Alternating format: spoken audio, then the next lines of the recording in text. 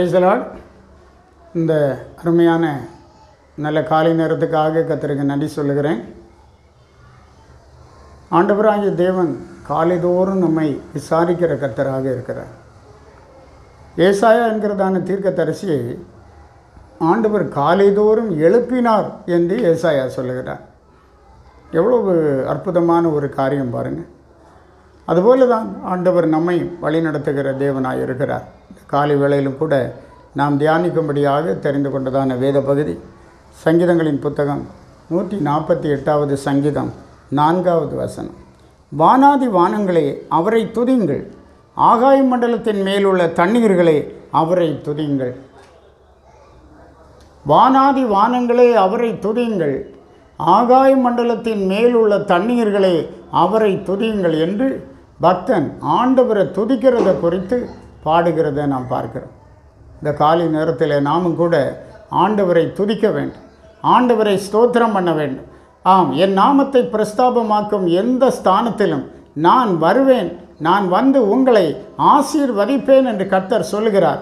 இந்த காலை நேரத்தில் நீங்கள் நம்முடைய தேவனாகிய கர்த்தரை துதிக்கும்போது, ஆராதிக்கும்போது மெய்யாகவே ஆண்டவர் உங்களிடத்தில் வருகிறார். உங்கள் குடும்பத்தில், உங்கள் வீட்டில் ஆண்டவர் வருகிறார். வருகிற தேவன் நிச்சயமாக உங்களை ஆசீர்வதிக்கிறார். காரணம், அவர் இஸ்ரவேலின் துதிகளில் வாசம் பண்ணுகிற தேவனாய் இருக்கிறார் என்று பார்க்கிறோம். சங்கீதம் 156ஆம் வசனத்தில் படிக்கிறோம், சுவாசமுள்ள யாவும் கர்த்தரை துதிப்பதாக என்று. சுவாசமுள்ள யாவும் கர்த்தரை துதிக்க வேண்டும். எல்லாரும் ஆண்டவரை துதிக்க வேண்டும். அதான் அதனுடைய பொருள் என்று பார்க்கிறோம். வானாதி வானங்களே அவரை துதியுங்கள், ஆகாய மண்டலத்தின் மேலுள்ள தண்ணீர்களே அவரை துதியுங்கள்.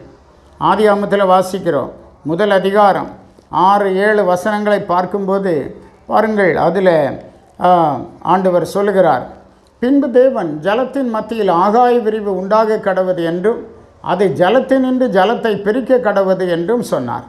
அதாவது இந்த பூமி முழுவதும் தண்ணீரினால் நிறைந்திருந்தது. எங்கும் தண்ணீர் தான் என்று பார்க்கிறோம்.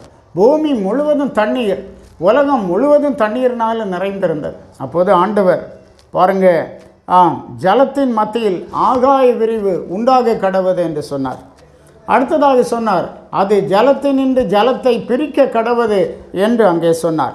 அப்போது அந்த ஜலத்தின் மத்தியில் உண்டான ஆகாய விரிவு பாதி அப்படியே மேலே போனது, மீதி தண்ணீர் அப்படியே பூமியில் இருந்தது என்று பார்க்கிறோம்.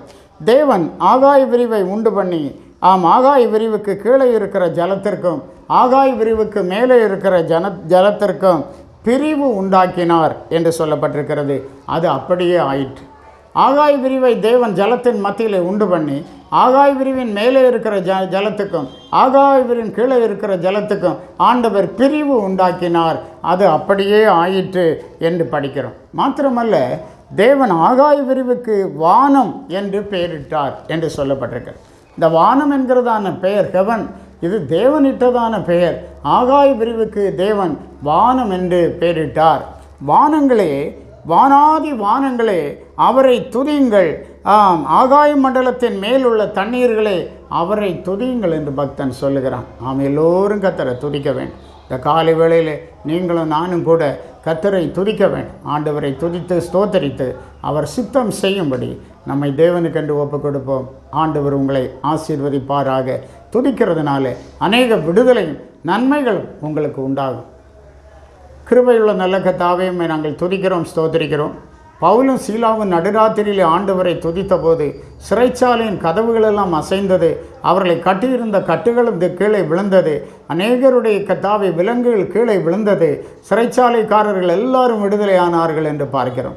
இந்த காலை நேரத்தில் உம்முடைய பிள்ளைகள் உம்மை ஆராதிக்கும் போது நீர் அற்புதமான காரியங்களை இவர்கள் வாழ்க்கையில் செய்து இவர்களை கட்டியிருக்கிற சத்துருவின் கட்டுகள் கலந்து விழும்படி பரிசுத்த ஆவியானவர் கிரியை செய்யும்படியாக ஜெபிக்கிறோம்.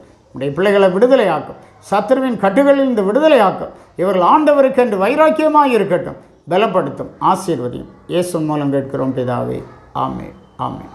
God bless you.